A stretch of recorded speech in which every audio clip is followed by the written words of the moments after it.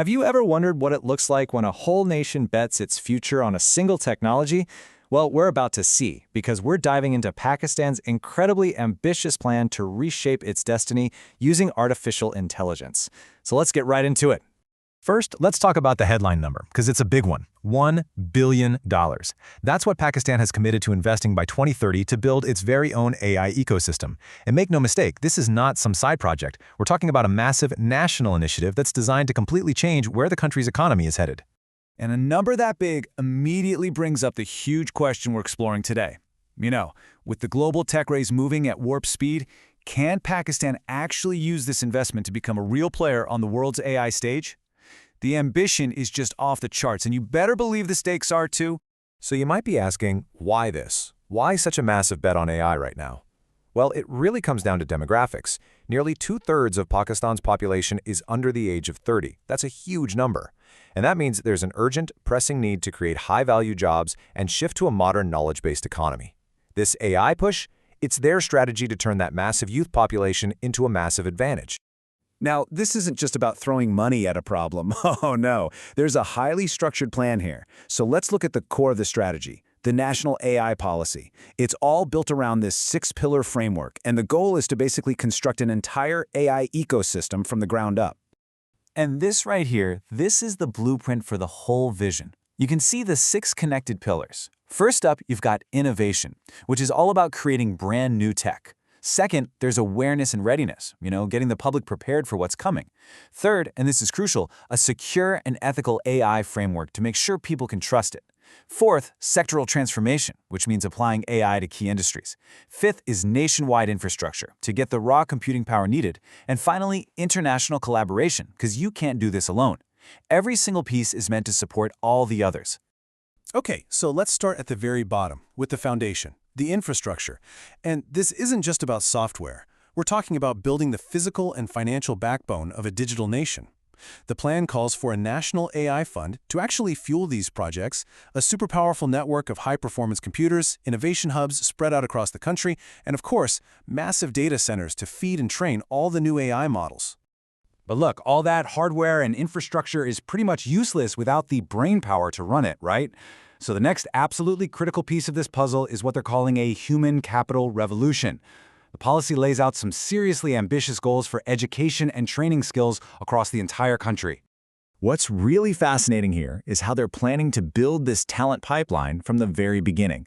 It starts with putting an AI curriculum in schools. Then it jumps to funding 1,000 PhDs to create this core group of top-tier experts. But it doesn't stop with the specialists.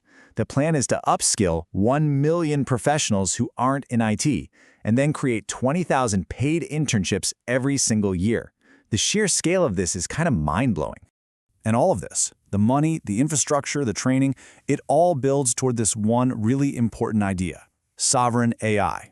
The goal here isn't just to use technology that was built somewhere else. It's for Pakistan to become a creator, a maker of its own AI solutions, so it can control its own data and chart its own digital future. Think of it like a declaration of technological independence.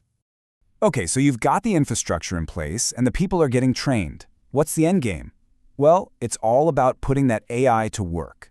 This next part of the plan is all about applying this new power to solve real-world problems and totally transform key parts of Pakistan's economy. This is where the rubber meets the road. This table gives us a neat little summary of how the big ideas turn into actual action. To transform different sectors, they've got specific plans for high-impact areas like agriculture and healthcare. To make sure it's all safe and trustworthy, there's going to be an AI directorate to oversee ethics.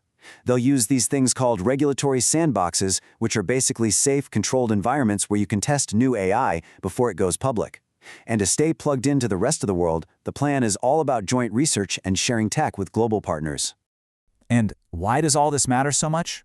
Well, the economic payoff could be enormous. Projections are showing that if this works, AI could boost Pakistan's GDP by up to 15% by 2030. We're talking about a potential $40 to $50 billion increase. That isn't just a small bump, that's a genuine game changer for the entire national economy. All right, so we've seen the dream, but of course any plan this huge is going to run into the real world. So now we have to hit pause and ask the hard question. Can this amazing blueprint actually be pulled off, especially given the serious challenges on the ground? And wow, this slide right here really paints a picture, doesn't it? On one hand, the plan calls for these power-hungry computing centers. But on the other, the reality is that the country struggles with chronic energy shortages. The plan is for a digital revolution, but right now, less than half the population even has internet access. That's the gap between the vision and the current reality. And the hurdles? Well, they don't stop there. Analyses point to a whole list of roadblocks. You've got bureaucratic infighting and turf battles. You've got a research and development scene that's been underfunded for years. And then there's just the problem of getting the money for these huge, expensive projects. On top of all that, there's the ongoing brain drain of top tech talent leaving the country and a data infrastructure that's just too disconnected right now to support advanced AI. And look, this isn't just us speculating. This quote from our source material confirms it. The gap between writing the policy and actually doing it is already a problem. It says that even in these early stages, implementation has been slow, bogged down by administrative and coordination issues. So we end up right back where we started, with this incredible tension at the heart of the story. On one side, Pakistan has this clear, ambitious, and really comprehensive plan for an AI-powered future.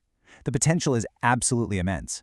But on the other, the real-world, foundational challenges are just as profound. Whether this billion-dollar bet really does create a new tech powerhouse, or if it becomes a dream that gets short-circuited by reality, well, that's the question that's going to define Pakistan's next decade.